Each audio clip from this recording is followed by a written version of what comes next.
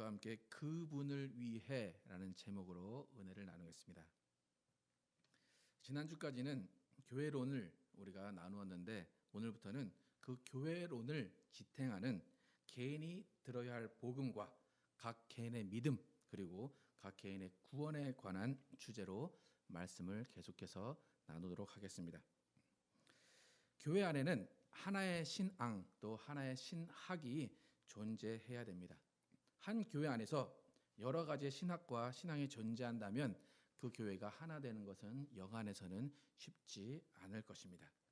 그러니까 아무리 초교파 교회라고 해도 그 나름의 신앙과 신학이 있어서 다들 강조하는 것이 다 틀립니다.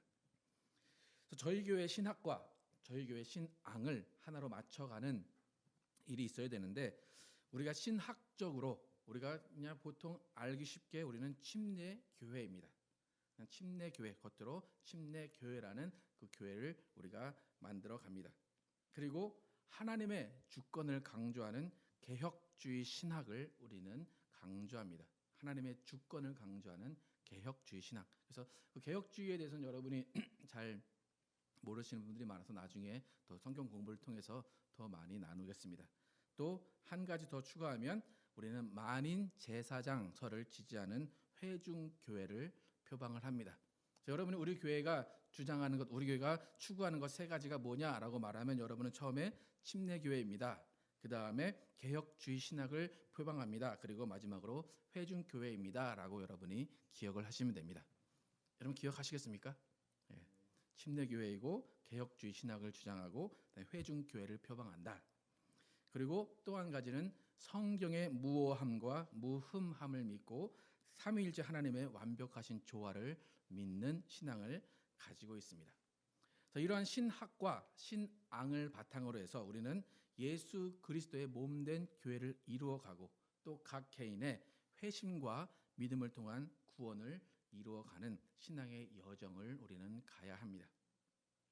우리의 신앙을 돌아보면 두 가지의 숙제를 안고 있습니다. 한 가지는 뭐냐면 개인의 구원이고 또 한 가지는 예수 그리스도의 몸된 교회를 이루어가는 것입니다. 근데 예수 그리스도의 몸된 교회를 이루어가는 것과 개인의 구원 그 두 가지의 공통적인 중심점이 있는데 그것이 뭐냐면 하나님의 주권을 얼마나 중요하게 다루느냐라는 거예요. 하나님의 주권을 얼마나 중요하게 다루느냐에 따라서 교회의 방향, 신앙의 방향이 완전히 다른 길로 갈 수밖에 없습니다. 여러분, 나라는 존재, 자신은 분명히 중요한 존재입니다. 사랑받아야 하고 존귀한 하나님의 자녀인 것은 맞습니다. 그러나 나라는 존재를 있게 해주신 그분이 있다는 사실이 더 중요하다는 것을 우리는 잊어서는 안 된다라는 거예요. 하나님의 주권, 그것은 뭐냐면 나라는 존재를 만드신 분이 계시다를 인정하고 그분의 뜻대로 살고 그분의 섭리를 따라 산다라는 거예요. 그래서 오늘과 다음 주는 나의 인생, 우리의 인생과 하나님의 주권과의 관계에 대해 살펴보면서 우리의 신앙이 어떻게 가야 되는가 그 방향성을 맞춰가는 시간입니다. 특히 오늘은 복음에 대해서 복음이 무엇인지 나의 신앙에서 복음이 어떠한 것인지를 한번 살펴보도록 하겠습니다. 그래서 우리가 복음이라는 것을 말할 때 우리는 하나님의 주권에 의해서 어떻게 복음을 받아들이고 하나님의 주권의 차원에서 복음이 어떠한 것인가를 우리는 이해를 해야 됩니다. 그래서 우리 교회 신앙의 뿌리는 하나님의 주권을 인정하는 것이 기본이 되어야 됩니다. 그래서 오늘 설교가 중요한 이유는 뭐냐면 이 우리 교회의 신앙, 여러분의 각자가 가져야 될 신앙의 뿌리가 되는 내용이기 때문이에요. 오늘 본문을 보면 마가복음에 나오는 예수님께서 하늘에 올라가시기 전에 바로 전에 하신 마지막 말씀이에요. 오늘 본문의 키워드가 몇 가지가 있는데 보면 복음과 믿음과 구원이에요. 복음, 믿음, 구원. 그래서 우리 신앙에서 이 세 가지 단어는 가장 중요합니다. 그 신앙의 여정이라고 말을 할 수 있어요. 예수님이 가르치신 것처럼 우리는 복음을 듣습니다. 그리고 그 복음을 믿습니다. 그리고 그 복음을 믿음으로 구원을 받습니다. 그래서 우리는 처음 시작부터 끝까지가 복음과 믿음과 구원으로 이루어지는 신앙을 가지고 있다는 거예요. 그러니까 이 한 가지만 빼도 우리의 신앙은 완성이 되지가 않습니다. 그런데 이 세 가지 단어를 볼 때에 우리가 하나님의 주권이라는 관점에서 이 세 가지를 볼 때와 나의 입장에서 이 세 가지 단어를 볼 때 너무나 다른 단어가 되어버립니다. 그래서 복음, 여러분 흔히 이제 복음이라고 말할 때 복음주의, 뭐 설교 아니면 복음주의 노선이라는 말을 많이 사용하고 복음을 전파한다, 복음을 들었다라고 이야기를 합니다. 여러분이 생각하는 복음 과연 어떤 겁니까? 복음이 과연 어떤 건가? 우리는 쉽게 기쁜 소식이다라고 얘기를 해요. 복음은 과연 나에게 어떤 것인가? 왜냐하면 복음을 듣고 믿고 그래야 구원을 받는데, 그럼 복음이 과연 무엇인가라는 거예요. 제가 생각할 때 복음이라는 개념이 구원, 개인의 구원과 연결이 되는 것은 맞습니다. 하지만 그 구원이라는 그 초점에 복음이 너무 맞춰지기 때문에 정말 진정한 복음의 의미가 퇴색하지 않나라는 생각을 하게 돼요. 오늘 15절에 보면 예수님께서 또 가라사대 너희는 온 천하에 다니며 만민에게 복음을 전파하라 라고 명령을 하세요. 제자들은 나가서 복음을 전했습니다. 여러분 한번 상상을 해보세요. 제자들이 나가서 전한 복음의 내용은 과연 무엇이었을까? 그들은 기쁜 소식을 가지고 있어요. 기쁜 소식을 나가서 전하는 게 복음을 전하는 거예요. 그런데 그들이 나가서 전하는 기쁜 소식의 내용은 무엇이었을까? 한번 상상을 해보세요. 2000년이 지난 지금이 아니라 2000년 전에 제자들이 됐다라고 생각을 해보시고 그때 기쁜 소식이 무엇이었을까? 그때 제자들이 전한 기쁜 소식, 야, 나 구원받았어, 나 하늘나라 갈 수 있어, 그거였을까? 아니면 유죄 판결을 죽인 예수가 살아났어, 정말 죽은 줄 알았는데 예수님이 내 앞에 살아 계셔 라는 것이 기쁜 소식일까? 여러분 생각을 한번 해보세요. 여러분의 입장에서는 둘 중에 무엇이 복음인가? 무엇이 기쁜가? 야, 내가 구원받았어, 그게 기쁜 것인가? 아니면 예수님이 살아 계셔서 내 앞에 계셔, 예수님이 영원히 나와 함께 하신데 그것이 기쁜 소식인가? 한번 여러분 생각을 해보세요. 아무리 생각해도 그 말이 그 말 같습니까, 여러분? 엎어치나 매치나? 한 집안에 자녀가 5명, 6명 있는 집안들이 있습니다. 그러면 아무리 방이 넓어도 방을 함께 쓸 수밖에 없는 자녀들이 생깁니다. 방을 함께 쓰는 자매가 있다고 생각을 해보세요. 뭐 남자들은 뭐 그렇다고 쳐도 자매가 있다고 생각을 해보세요. 여러분 혹시 경험이 있으신지 모르겠지만, 그런데 그 자매가 있는데 30 넘은 언니가 시집을 안 가고 있어요. 근데 그 언니가 본인의 옷을 뺏어 입고 화장품 맨날 뺏어서 바르고 그런 언니가 30이 넘어서 시집을 안 가요. 근데 그 언니가 하루는 야, 나 시집 갈 거야 라고 말을 해요. 여러분 그것은 기쁜 소식입니다. 그죠? 그거는 복음이에요. 할렐루야를 외쳐야 돼요. 그죠? 그런데 그 기쁜 소식을 대하는 마음에는 두 가지의 마음이 있을 수가 있어요. 하나는 뭐냐면 언니가 시집 가는 것이 너무 기뻐요. 와, 우리 언니 드디어 시집을 가는구나. 그런데 마음 한편으로는 이제부터 내 옷을 빼입는 언니가 없겠구나, 내 화장품을 같이 쓰는 언니가 없겠구나, 와, 이제 내가 혼자 방을 쓰겠구나 라는 기쁨이 있다는 거예요. 두 가지 기쁨이 동시에 존재합니다. 그러니까 언니가 시집 가는데 마음 가운데 좀 섭섭한 그런 마음이, 시원하기도 하고 섭섭한 그런 마음이 분명히 있어요. 그래서 중요한 것은 뭐냐면 어느 것이 더 크고 어느 것이 더 중요한가라는 거예요.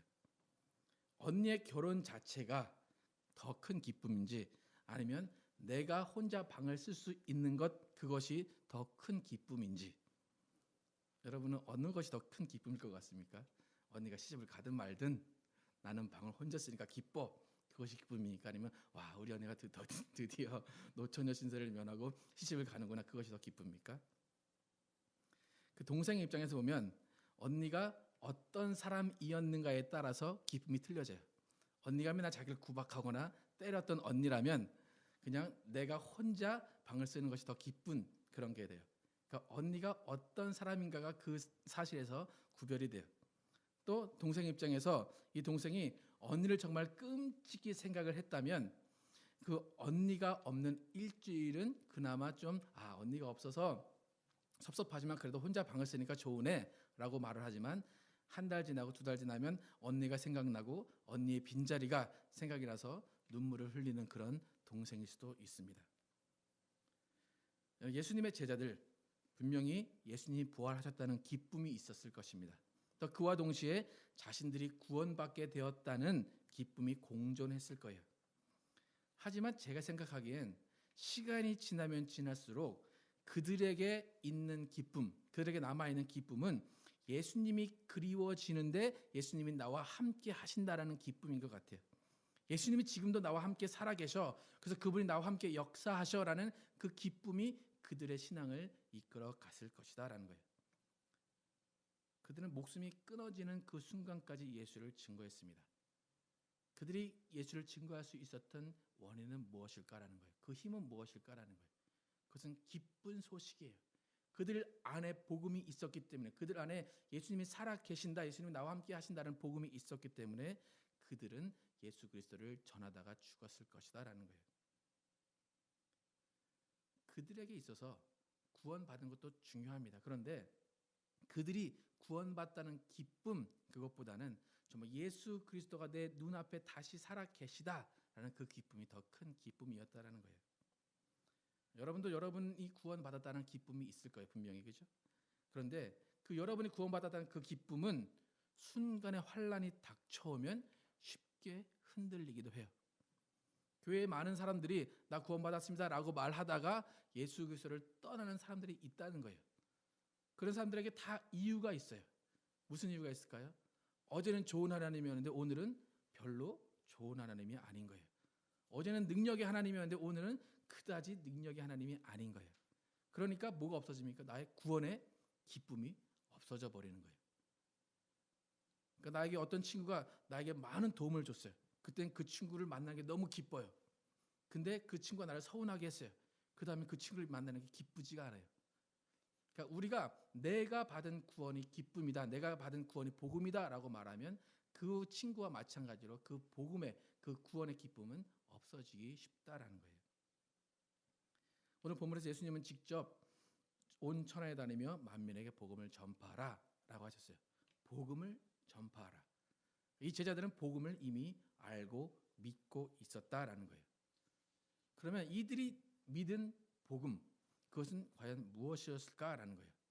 14절을 함께 한번 같이 읽어보겠습니다. 오늘 14절 예수님이 믿음에 관해서 말씀하셨는데 14절은 믿음이 없는 것에 대해서 말씀하셨어요. 한번 14절 읽어보겠습니다. 시작. 그 후에 11 제자가 음식 먹을 때에 예수께서 저희에게 나타나사 저희의 믿음 없는 것과 마음이 완악한 것을 꾸짖으시니 이는 자기의 살아난 것을 본 자들의 말을 믿지 아니함일러라. 예수님이 너희가 믿음이 없다라고 말씀하셨어요. 근데 그들이 믿음이 없는 것은 뭐 때문에 그렇습니까? 예수님의 부활을 믿지 못했다는 거예요. 그들의 마음이 완악한 것은 뭡니까? 예수님의 부활을 본 자들의 말을 믿지 아니했다는 거예요. 그러니까 믿음의 핵심, 예수님이 말씀하신 믿음의 핵심은 예수 그리스도의 부활을 믿는 거예요. 그러니까 그들이 먼저 믿었던 그 복음, 그 복음의 핵심은 나 구원받았어가 아니라 예수님 살아나셨어라는 것이 복음의 핵심이다라는 거예요. 다시 말해서 예수님께서 그들에게 믿음이 없다, 너희가 믿음을 가져라 하는 그 믿음의 정의는 예수 그리스도가 살아계신 하나님의 아들이시다라는 거예요. 그 영원 전부터 함께 계신 그 하나님의 영광을 가진 하나님의 아들이고 그 아들이 성령의 능력으로 부활하셨고 지금 너희 앞에 있는 그분이 바로 나다라는 그 사실을 믿어라라고 하는 것이 예수 그리스도의 믿음의 정의다라는 거예요. 여러분 예수님이 부활하셔서 여러분 기쁘십니까? 여러분 정말 기쁘십니까? 오늘 당장 교회 밖을 나가면 그 기쁜 소식을 전하고 싶어서 여러분 가게 문을 열고 예수 부활하셨습니다라고 외치고 싶을 정도로 좋으십니까, 여러분? 아니면 내가 너무 감동해서 예수님 나를 위해 피를 흘리셨어, 예수님 나를 위해 부활하셨어, 나 구원받았어라고 그것을 전하는 것이 더 쉽겠습니까, 여러분? 중요한 문제예요, 여러분. 이게 여러분 복음, 기쁜 소식, 그것은 예수님이 부활하셔서 살아계신 지금 우리가 그것을 느끼기 때문에 기쁘다라는 거예요. 만약 예수님이 부활하셨다, 2000년에 부활하셔서 지금 안 계셔, 그건 별로 기쁜 소식이 아니에요. 그럴 수도 있지. 기쁜 소식은 뭐냐면 그 부활하신 예수님이 하늘에 계시고 지금 나와 함께 하신다가 기쁘다라는 거예요. 여러분, 근데 예수님이 부활하셨나, 우리가 기쁘다라고 말했는데 사실 예수님의 부활을 가장 기뻐하는 분이 누굴까요, 여러분? 예수님의 부활을 가장 기뻐하는 분이 누굴까? 저일까요? 여러분보다 제가 더 기뻐할까요? 예수님의 부활을 가장 기뻐하는 분은 하나님 아버지십니다. 하나님 아버지는 아들이 자신의 뜻에 순종하시고 모든 것을 다 이김으로 승리하심으로 아버지와 함께 가졌던 그 영화를 다시 가졌기 때문에 그 영광스러운 그 모습을 보시고 하나님 아버지는 기뻐하셨다라는 거예요. 복음이 기쁜 소식입니다. 근데 복음이 기쁜 소식인 이유는 하나님 아버지가 기뻐하셨기 때문이에요. 만약 하나님 아버지가 기뻐하지 않으셨다 그러면 우리에게 절대로 그는 복음이 될 수 없어요. 기쁜 소식이 될 수가 없어요. 우리에게 기쁜 소식이라는 건 뭐냐면 하나님 아버지의 기쁨이 되기 때문에 우리에게 기쁨이다라는 거예요. 여러분, 내 자녀가 기쁘면 여러분 어떻습니까? 슬픕니까? 기쁩니다. 그죠? 내 아버지가 기쁘면 나도 기쁩니다. 나와 전혀 상관없는 기쁨일 수도 있는데 내가 기뻐진다라는 거예요. 복음이라는 것은 아버지의 기쁨이 성령을 통해서 우리에게 흘러 넘쳐서 우리가 함께 기뻐할 수 있는 것, 그것이 복음이에요. 그러니까 여러분이 기뻐하는 이유는 하나님 아버지의 기쁨이 근원이어야 돼요. 만약에 내가 기뻐서, 내가 돈을 벌어서, 내가 성공해서 기쁨은 그것은 복음이 아니다라는 거예요. 이쯤 이렇게 설교를 하게 되면 여기저기서 질문이 이제 생깁니다. 여러분이 내가 배운 건 뭘까? 내가 들은 건 뭘까? 질문이 생겨요. 그 중에 큰 것이 뭐냐면 우리가 그동안 배웠던 건 뭐냐면 예수님의 죽으심과 부활이 나와 상관이 있어야 된다는 거예요. 나를 위해 죽으셨고 나를 위해 부활하셨다는 것을 믿어야 우리가 구원을 받는다라고 우리는 항상 배워왔습니다. 맞습니다. 우리가 예수님의 죽으심과 부활이 각 개인에게 영향을 미쳐서 우리가 구원받는 것은 사실입니다. 예수님의 부활이 나에게 믿어질 때, 나에게 사실로 믿어질 때 그분이 나와 상관 있는 분이 되시고 그분의 죽음과 부활이 나와 상관이 있어서 나의 구원이 이루어지는 건 맞아요. 그런데 예수님이 나를 위해 죽으셨다, 그것보다 더 중요하고 기쁜 사실은 예수님이 살아계신 하나님의 아들이라는 사실입니다. 여러분, 두 가지를 놓고 보세요. 예수님 나를 위해 죽으셨고 나를 위해 부활하셨어, 그것과 예수님이 살아계신 하나님의 아들이야, 둘 중에 뭐가 더 기쁩니까, 여러분? 나를 위해 죽으신 게 더 기쁩니까? 나를 위해 부활하셨다. 아니면 아니야, 나를 위해 죽지 않고 나를 위해 부활하지 않으셔도 나는 예수 그리스도가 살아계신 하나님의 아들인 것이 증명된 그 부활이 더 기뻐. 여러분, 어떤 것이 더 기쁘냐라는 거예요. 우리에게 복음과 은혜는 뭐냐면 이전에 우리가 몰랐던 예수님, 그 예수님이 그냥 4대 성인으로 알고 있던 그 예수님이 내 마음 가운데 이제부터 하나님의 아들로 믿어진다, 그것이 복음인 거예요. 그분의 가치를 몰랐는데 그분의 가치가 내 생명을 다 바칠 수도 있는, 내 재산을 다 바칠 수도 있는 가치가 예수님에게 있다라는 사실을 알게 된 것, 그것이 복음이고 그것이 은혜라는 거예요. 그것이 은혜고 복음이면 구원은 저절로 따라오게 됩니다. 우리가 구원의 확신이라고 말하는데 우리가 믿고 확신해야 되는 것은 우리의 구원이 아니라 예수님이 하나님의 아들이시고 그가 영광을 받으셨다는 것이고 우리는 그를 믿고 따를 수 있다라는 그분의 가치를 안다라는 그것을 믿고 확신해야 된다는 거예요. 여러분, 제자들이 예수님이 딱 나타나셨어요. 그래서 내가 너를 위해 부활하셨다, 만약 그렇게 얘기를 하셨다고 치면 예수님을 앞에 놓고 그들이 뭘 물어봤을까라는 거예요. 여러분은 뭘 물어보고 싶으십니까?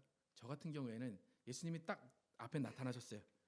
그러면은 그러니까 옛날에 저 같으면, 지금은 안 그렇지만 옛날에 저 같으면 예수님이 딱 앞에 나타나시면 예수님, 저 구원 받았습니까? 저 천국 갈 수 있습니까? 그걸 물어봤을 것 같아요. 예. 왜요? 나에게 그게 가장 중요한 일이니까. 근데 제자들은 과연 그렇게 물어봤을까라는 거예요. 예수님, 나 몇 날 몇 시 몇 초에 구원받았습니까? 예수님, 나 정말 천국 갈 수 있습니까? 예. 아마 제자들에게는 그런 것이 궁금하지 않았을 거예요. 제자들은 자신의 구원에 초점을 맞춘 것이 아니라 그저 예수님의 살아 계신 그것에 기뻐하고 그것에 초점을 맞췄을 것이다라는 거예요. 그들에게 오직 기쁜 소식, 그것은 귀한 보물이신 예수 그리스도였다라는 거예요. 여러분의 신앙에 예수님의 죽으심과 부활하심이 인간인 나를 위해 죽으셨다는 그것이 먼저 여러분의 신앙의 중심을 잡게 되면 크신 하나님과 아들의 인격적인 사랑의 관계를 모를 수가 있어요. 그 사이에서 오고 가는 영광의 관계를 알 수가 없다라는 거예요. 오늘 본문의 제자들이 예수님의 부활을 기뻐한 것, 예수님이 전하라고 하는 복음, 그것은 그들의 구원이 아니라 살아계신 하나님의 아들을 보았고 그 아들을 믿었다라는 거예요. 하나님의 아들임을 깨달은 그것이 기뻤다라는 거예요. 우리 모두 내가 구원받아서 구원받을 수 있어서 그것이 복음이 아니라 정말 살아계신 하나님의 아들 그분 자체를 알게 된 것을 기뻐하시기를 축원합니다. 그래서 그분이 성령의 능력으로 살아나셔서 성령의 능력으로 살아신 그분이 지금도 나와 함께 하신다, 그것이 기쁨의 근원이기를 축원합니다. 그래서 그분을 위해서 그분과 함께 내 평생을 살겠습니다라는 고백과 결단이 여러분에게 있기를 바랍니다.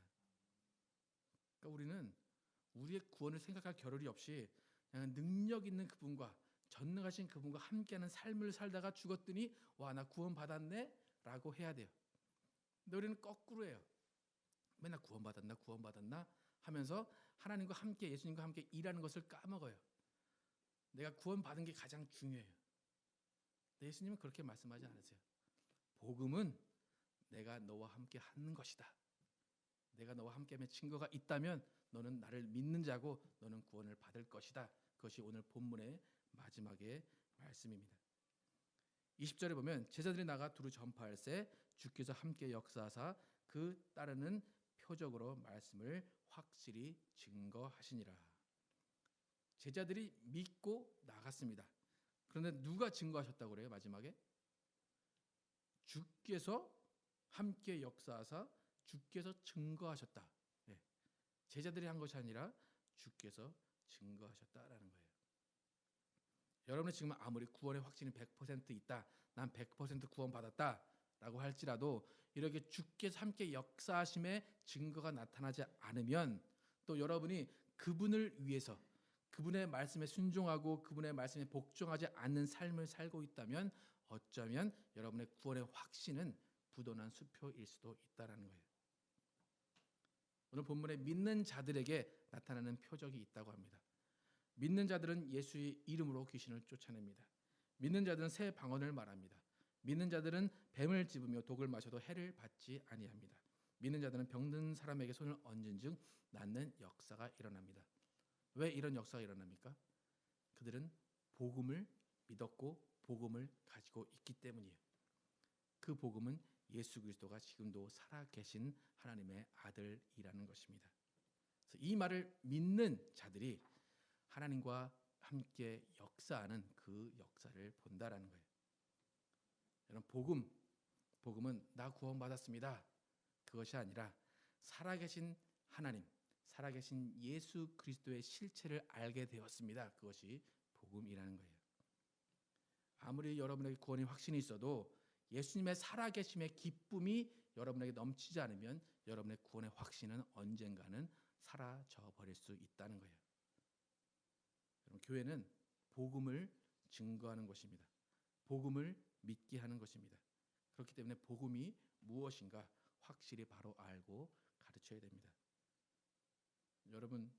여러분에게 다시 한번 질문을 해보세요. 복음이 무엇인가? 헷갈리기 시작합니까 이제? 여러분의 복음은 무엇입니까? 나 구원받았다. 하늘나라 간다. 그것이 복음입니까? 아니면 예수 그리스도가 지금도 살아계셔 나와 함께 역사하시고 나는 그분을 위해 죽고 그분을 위해 살 수 있다라고 라고 하는 것이 복음입니까?